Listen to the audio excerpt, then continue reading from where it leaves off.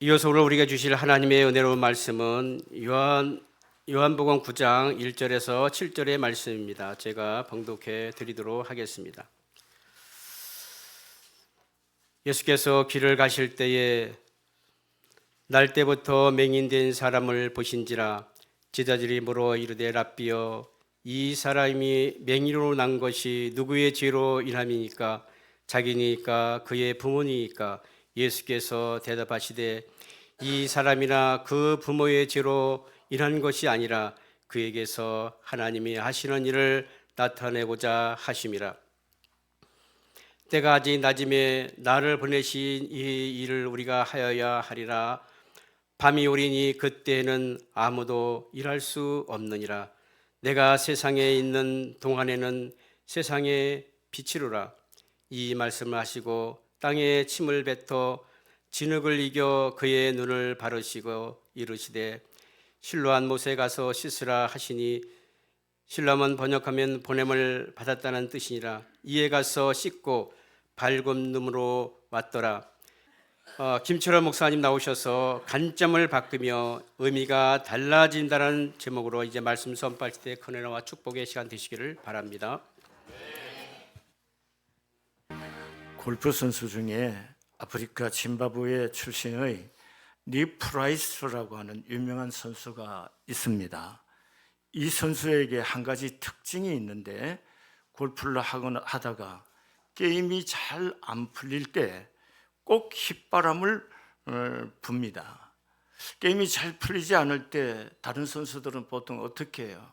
여러분 가끔 보면 골프채를 집어던지고 화를 내고 분에 못 이겨 씩씩거리는 그런 선수들을 많이 보았을 거예요. 그런데 이 선수는 좀 다릅니다. 어릴 때부터 아버지로부터 얘야 어려움이 있을 때는 휘바람을 불어라 이야기를 듣고 자랐어요.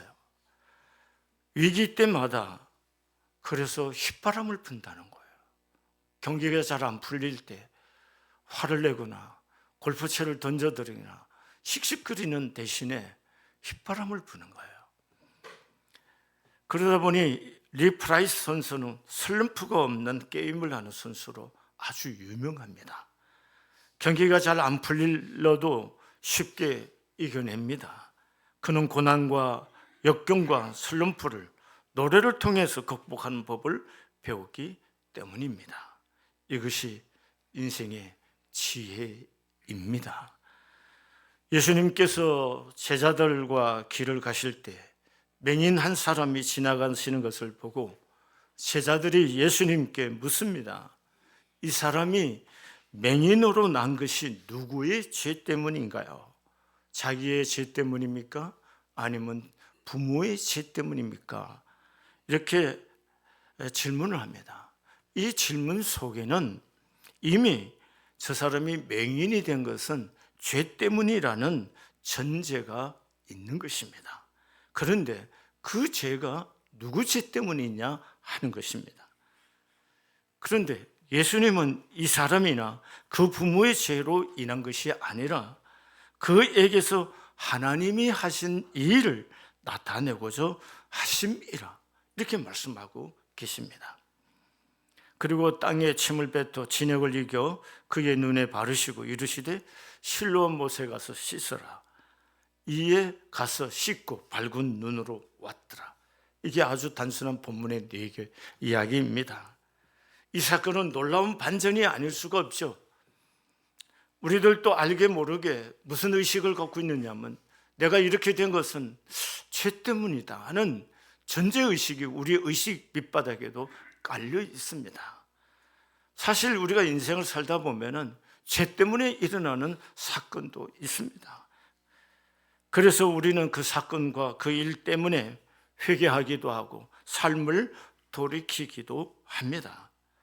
그러나 설령 우리가 죄 때문에 생긴 일이라도 우리는 이제 예수 안에서 관점을 바꾸어서 새롭게 해석하고 받아들이는 것이 좀 필요합니다. 우리의 의식 밑바닥에 있는 모든 인생의 문제를 과거로부터가 아니라 예수님의 관점에서 이 문제를 보고 해석하고 받아들일 수 있는 그런 영적 지각이 우리에게도 필요하다는 것입니다.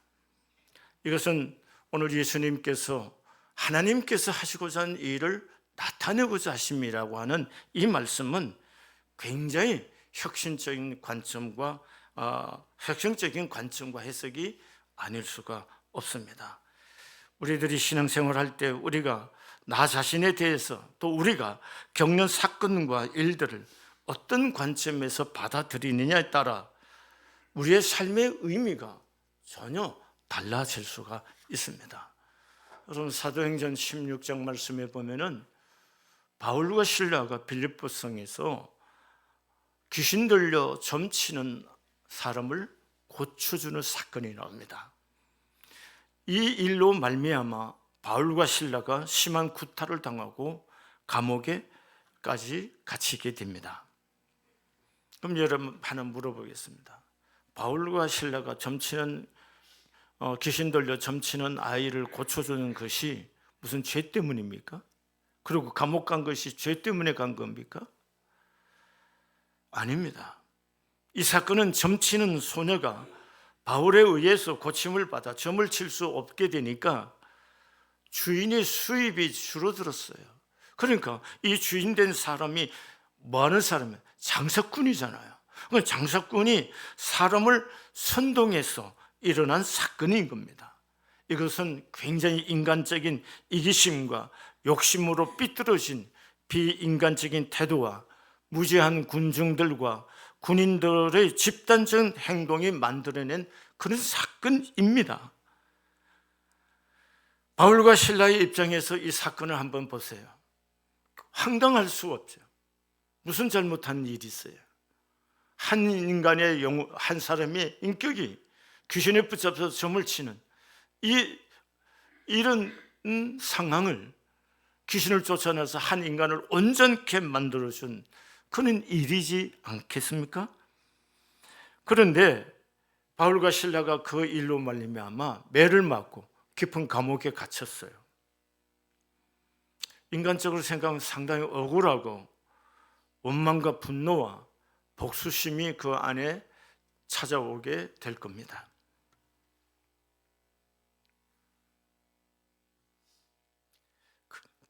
그래서 그 밤에 분노를 삭히지 못하고 마음의 적개심으로 그 밤을 바울과 실라가 보냈다면 그 바울과 실라를 통해서 하나님이 하시고자 하는 그 일을 바울과 실라가 볼 수가 있었겠습니까? 없었을 거죠. 그러나 바울과 실라가 원망과 분노가 적개심이 아닌 찬양과 기도로 하나님께 반응에 올려드리는 거예요.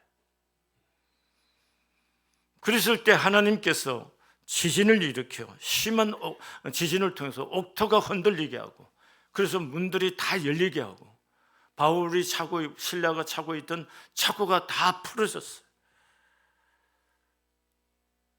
이 상황을 목도한 간수장의 제수들이 도망을 친 줄 알고 간수장이 자결을 하려고 합니다. 그때 바울과 실라가 우리가 여기 있다라고 그 자결하려고 하는 간수장을 말립니다. 이 일로 말미암아 간수장은 그들을 데리고 나가서 이르되 선생들이여 내가 어떻게 하여야 구원을 받으리까 이렇게 묻습니다. 그때 바울이 말합니다. 주 예수를 믿어라. 그리하면 너와 내 집이 구원을 받으리라. 그렇게 말씀하고 주의 말씀을 그 사람과 그 집에 있는 모든 사람에게 전하였더라. 그래서 바울의 말씀을 통해서 그와 온 집안이 하나님을 믿음으로 크게 기뻐하니라. 이게 사도행전 16장 바울과 실라가 빌립보에서 경험한 사건들입니다. 바울과 실라가 폭행을 당하고 감옥에 가는 그 상황을 다 이해하지 못했어요. 또 이해할 상황도 아니지. 그렇지만 하나님께 찬양과 기도로 응답하고 반응하였을 때 하나님은 그 사건으로 말미암아 간수장과 그 온 집이 예수를 믿고 빌보 교회의 일꾼 되게 하시는, 하나님이 하시고자 하는 그 일이 이루어지게 하는 것을 볼 수가 있습니다. 사무엘하 16장 말씀에 보면은 다윗 왕이 아들 압살롬에 의해서 도망을 가게 됩니다. 도망을 갈 때에 바후림이라는 곳에 이르렀을 때에 사울 집안의 시므이라는 사람이 나와서 다윗에게 돌을 던지며 티끌을 날리며 저주를 퍼붓고 있었습니다. 이때 스루야의 아들 아비새가 다윗에게 말합니다. 이 죽은 개 같은 놈이 어찌하여 내 주 왕을 저주할 수 있습니까? 왕이여, 내가 건너가서 저놈의 머리를 베게 하소서. 그렇게 말합니다. 이 스루야의 아비새의 말을 들은 다윗이, 그래, 저 싸가지 없는 놈 가서 단칼로 베버려라, 이렇게 말하지 않았어요. 다윗이 아비새에게 이렇게 말합니다. 스루야의 아들들아, 내가 너희와 무슨 상관이 있느냐? 그가 저주하는 것은 여호와께서 그에게 다윗을 저주하라 하심이니 네가 어찌하여 그리하였느냐 할 자가 누구겠느냐? 여호와께서 그에게 명령하신 것이니 그가 저주하게 벌어두라. 혹시 여호와께서 내 고통을 보시리니 이날 그의 저주로 인하여 여호와께서 내게 손으로 갚아 주시리라. 이렇게 고백합니다. 여호와께서 여러분, 여호와께서 이 일을 벌리셨다는 거예요. 그러니까 하나님께서 이 일을 다스리고 계신다는 거죠. 시므이가 저주를 하는 것은 시므이가 인간적인 감정과 사울 집안의 어떤 격한 어떤 원수된 감정으로 다윗을 분노에 의해서 저주하겠지만, 그렇지만 그가 가지고 있는 태도가 무엇이든 동기가 무엇이든 하나님께서 그로 하여금 다윗을 저주하게 하라 하셨다는 거예요. 다윗은 이렇게 받아들이는 겁니다. 여러분,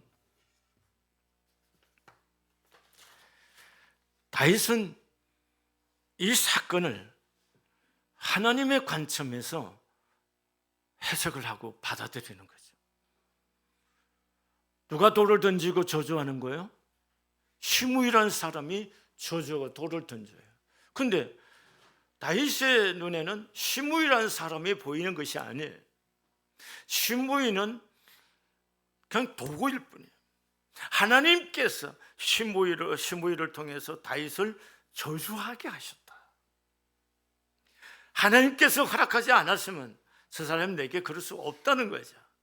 그리고 하나님께서 이 저주로 말미암아 나에게 도리어 평안의 복을, 은혜를 허락하실 거다.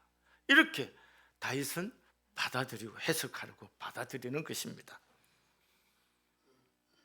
여러분, 이렇게 함으로 말미암아 다윗이 얻을 수 있는 게 뭡니까?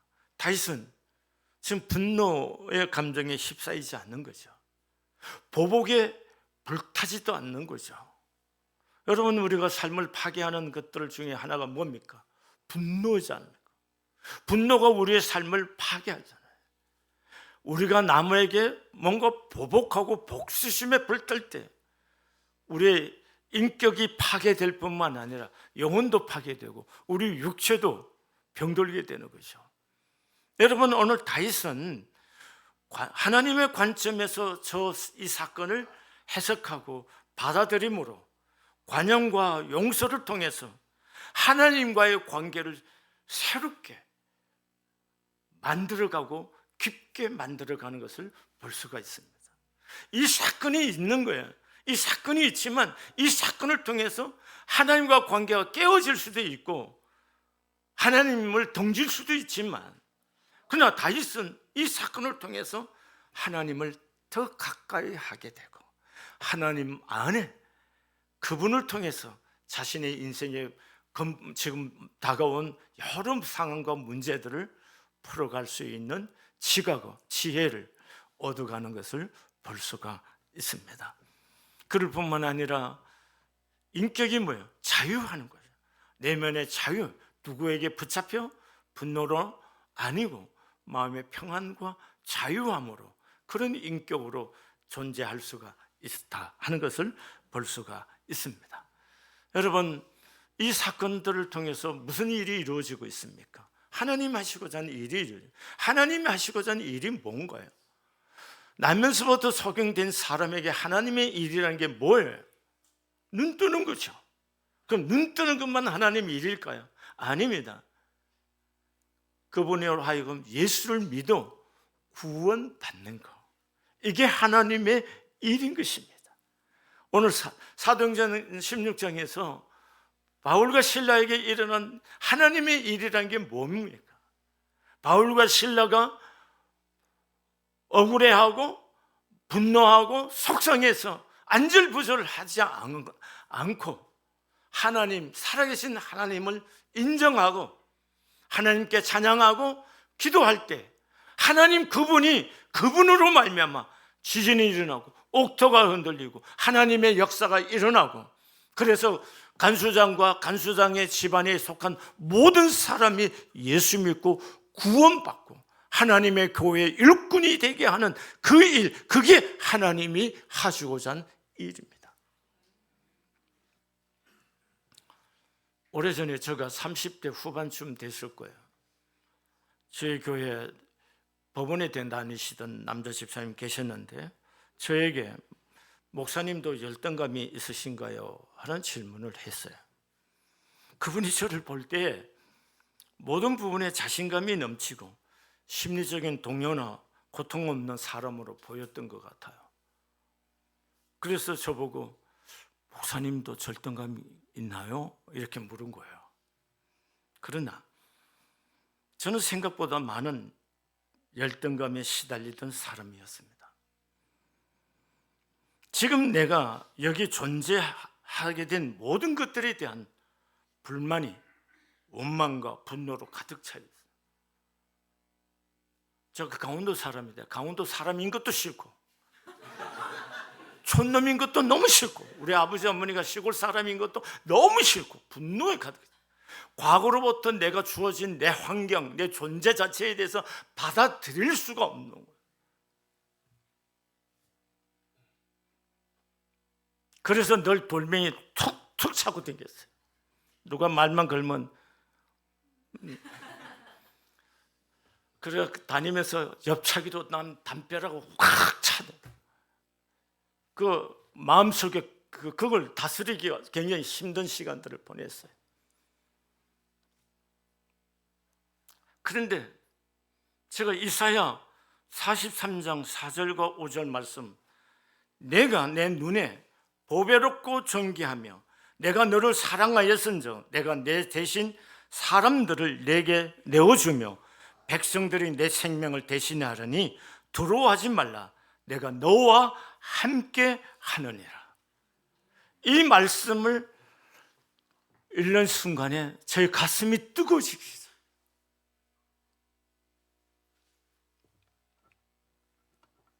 이 말씀을 통해서 저는 저 자신을 다시 보기 시작한 거예요.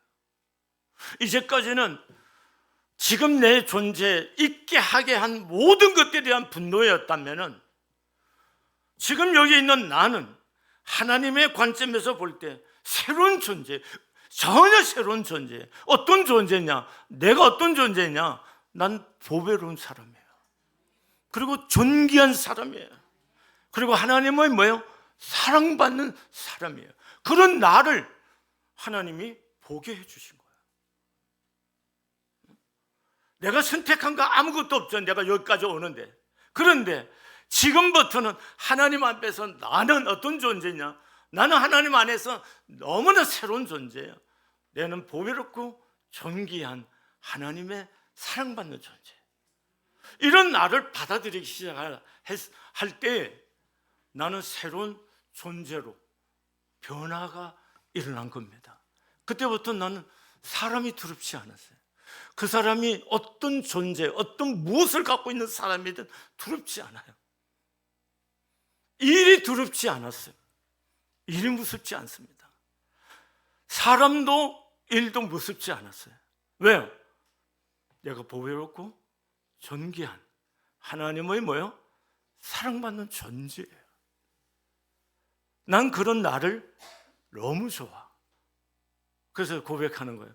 나는 보배롭고 존귀한 하나님의 사랑받는 아들입니다. 한번 해보시겠어요? 나는 보배롭고 존귀한 하나님의 사랑받는 아들입니다. 난 이런 내가 너무 좋아. 왜? 그걸 내가 받아들이겠어요. 그러니까 내 안에 분노가 사라지겠어요. 열등감이 사라지겠어요. 그리고 자유하는 거예요. 그 누구도 두렵지도 않고 부럽지도 않고 뭐요? 누구하고도 인격적인 좋은 관계를 맺을 수 있는 그런 평화로운 마음을 내게 허락해 주셨어요. 그리고 그 하나님이 나와 함께 계세요. 하나님 나와 함께 계시니까 두려워할 이유가 없다고. 왜? 내가 하는 거 아니잖아요. 누가 있어요? 하나님이 나와 함께. 두렵지 않아요. 그러니까 뭐요? 나는 주 안에서 잘 될 수밖에 없습니다. 한번 해보겠어요? 나는 주 안에서 잘 될 수밖에 없습니다. 제가 원래는요, 저희가 목회하는 동안에는 설교하기 전에 이걸 꼭 고백합니다. 꼭 고백하고 설교하게 합니다. 한번 해보겠습니다. 나는 보배롭고 존귀한 하나님의 사랑받는 하나님 아들입니다.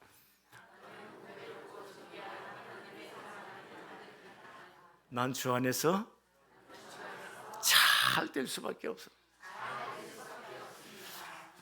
여러분 집에 가서 10번만 한번 해보세요.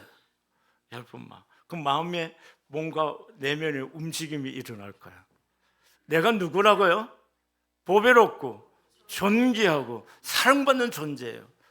누구의? 하나님의. 근데 세상에 그럼 누가 들어올 거 있어요? 그 어떤 것이 나를 위협할 수 있겠어요? 여러분, 하나님의 관점에서 내 존재를 보기 시작하니까 내가 굉장한 거예요.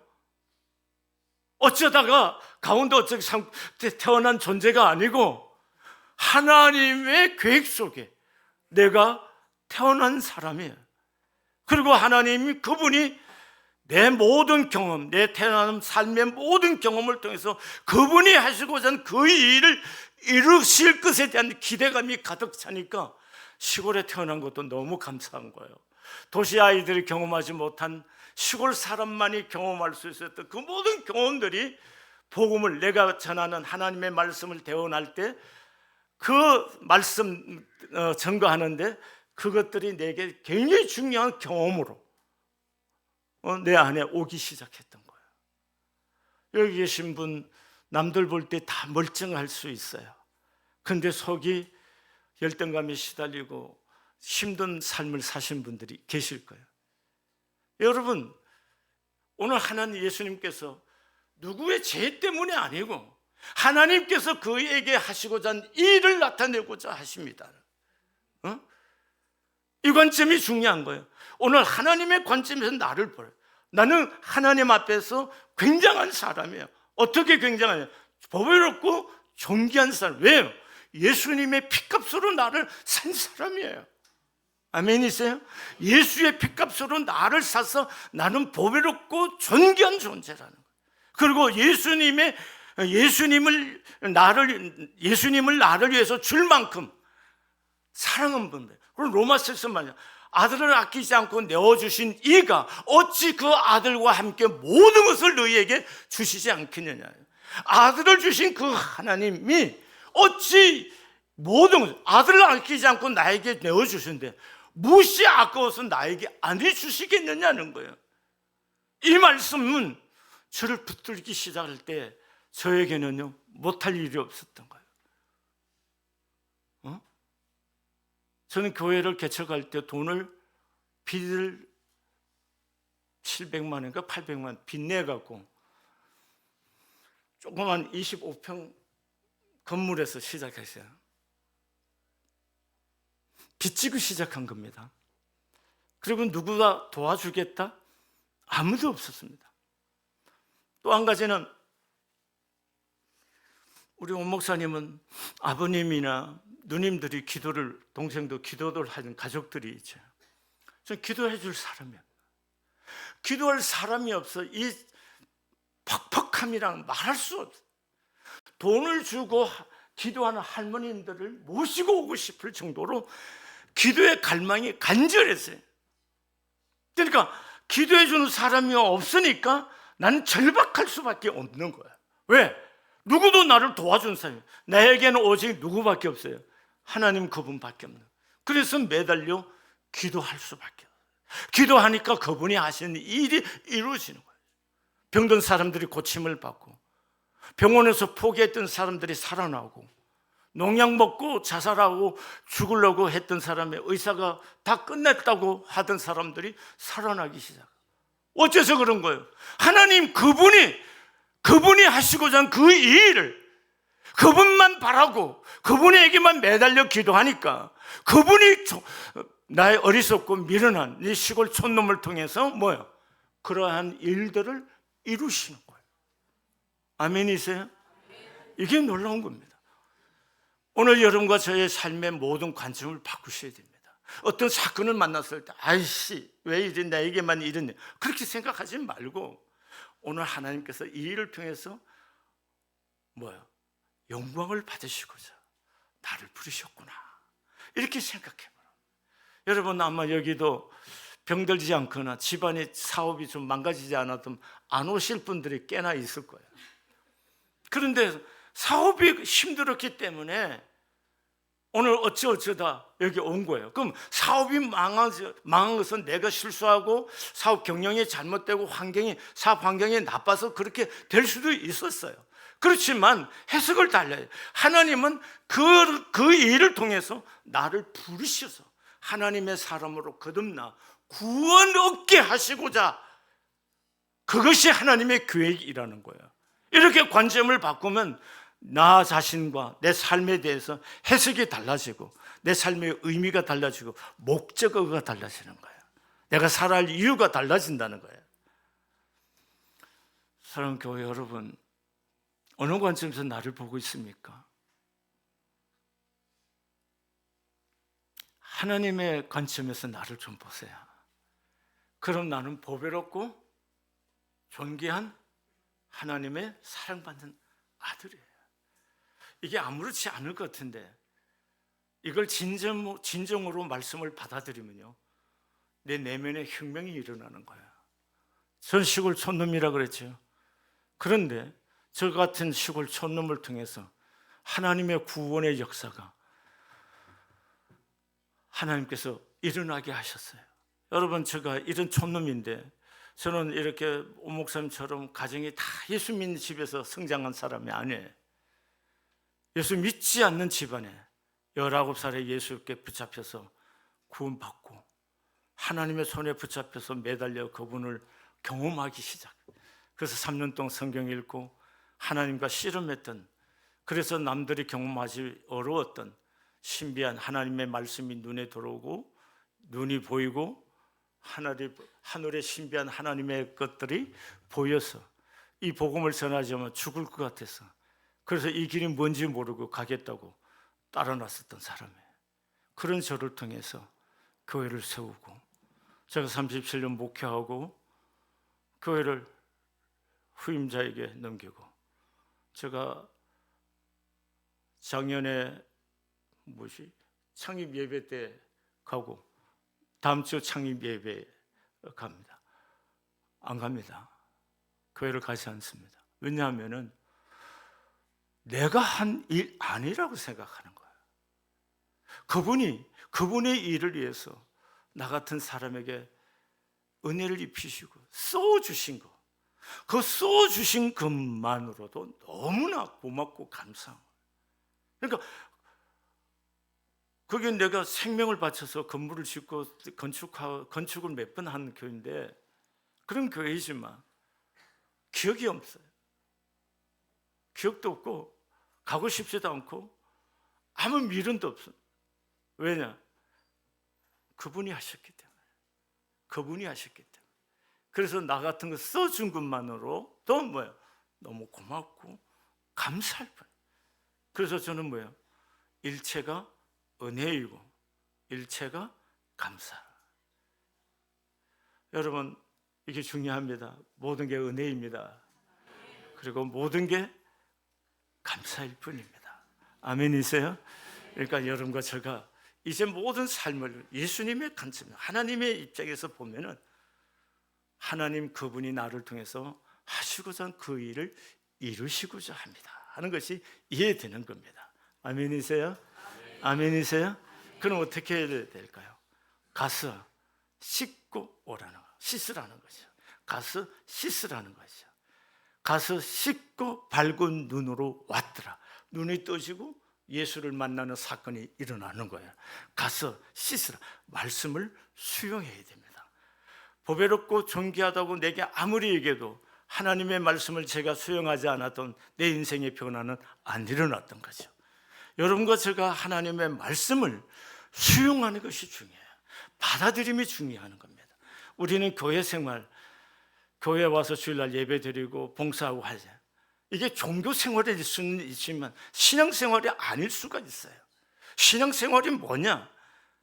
예수님이 주인이시다는 것과 예수님이 말씀을 내가 받아들여 수용하고 다스림을 받는 것이 중요한 거예요. 이게 신앙생활이에요. 아니면 다 종교생활입니다. 아무리 열심을 내도 종교생활이지 그건 신앙생활이 아니에요. 진정한 신앙은 주님이 내 인생의 주인이라는 것과 그분의 말씀 앞에 아멘이 있어야 돼요. 아멘 하려고 하면 말씀을 들어야 아멘 할 거 아니에요. 아멘이세요? 그러면 왜 우리가 교회 생활을 오랫동안 했는데 변하지 않을까요? 변하지 않는 이유가 뭐냐고요? 일본의 아주 중요한 사람입니다. 지혜자이신 그 얘기인데 그건 아는 시간이 없어요. 자, 여기다 물을 채웠어요. 그럼 물이 또 들어갈까요? 안 들어갈까요? 안 들어가죠. 여러분과 제가 내 생각이 너무 강해요. 내 신념이 너무 강해요. 내 경험이 절대화되어 있어요. 그러고 있는 동안 하나님의 말씀은 여러분에게 아무 역사를 일으킬 수 없어요. 여러분, 내 생각과 내 신념, 내 철학을 내려놔야 돼요. 하나님의 말씀을 내가 수용하고 받아들일 때, 그때 하나님의 말씀이 내 안에서 일하기 시작하는 거예요. 아멘이세요? 그래야 내 인생이 신앙생활에서 내 인격과 삶의 변화가 일어나요. 우리는 교회를 통해서 종교생활을 할 수는 있지만 변화가 안 일어나는 이유는 뭐냐는 거예요. 그건 하나님의 말씀을 받아들이지 않기 때문입니다. 오늘 여러분과 제가 종교생활이 아니라 하나님의 말씀을 내 안에 말씀을 받아들이고 그 말씀의 다스림을 받을 때 그 말씀이 하시고자 하는 역사가 여러분과 저의 삶 속에 일어나게 될 줄로 믿습니다. 하나님의 영광이 열두 광주리 교회를 통해서 충만히 드러나고 아버지의 기쁘신 뜻이 성취되기를 소원합니다. 기도하시겠습니다. 아버지의 계획 속에 열두 강주리 교회를 시작하게 하시고 여기에 귀한 오대희 목사님을 통해서 영광을 받으시고 주의 기뻐하시는 주의 자녀들을 통해서 하나님의 온전한 뜻을 이루어 가심을 찬양하나이다. 하나님 영광을 받으시옵소서. 하나님 우리의 신앙생활이 종교생활이 되지 않게 하여 주시고 진정으로 하나님과 인격적인 관계 안에서 생명을 유지하게 하시고 하나님의 말씀이 살아서 내 인격과 삶을 지배하고 다스릴 수 있는 귀한 역사가 일어나게 하여 주시옵소서. 매 순간순간 주님께 묻게 하시고 매 순간순간 주님과 동행의 비밀을 배워가는 하나님의 사람들이 되게 하여 주옵소서. 예수님의 이름으로 기도 드렸습니다. 아멘. 이 시간 함께 말씀을 받으며 합심 기도하겠습니다. 하나님, 지금 현 상황들을 믿음의 눈으로 보게 하여 주옵소서. 하나님 관점으로 내 인생을 보게 하여 주옵소서.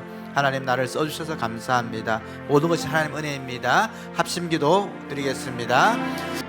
사랑의 하나님, 감사드립니다. 구원받은 하나님의 자녀로서 하나님의 관점에서 세상을 바라보며 나 자신을 바라보며 모든 문제를 바라보며 하나님의 인도하심으로 승리를 경험하는 믿음의 가족 되게 하여 주옵소서. 기한 목사님 말씀을 우리가 아멘으로 받고 우리 삶의 양약이 되는 말씀으로 실천하며 살아갈 수 있는 저희들 되게 하여 주옵소서. 이 시간 드려질 귀한 예물 위에 복을 내리시고 하나님 나라의 참여함의 기쁨을 누리게 하시며 복을 받을 때마다 하나님을 잘 섬기고 이웃도 잘 섬기는 축복의 선순환을 일으키게 하시고 하나님의 말씀대로 살아가는 자가 어떤 복을 받는지, 주께서 그의 생애를 어떻게 형통케 하시는지, 그의 자녀들을 어떻게 대우하시는지 우리가 산 증인 되게 하여 주옵소서. 은혜의 찬양 가운데 함께 하여 주옵소서. 성령 하나님 임재하시며 우리의 마음을 만져주시길 원하오며 예수님 이름으로 기도드립니다. 아멘.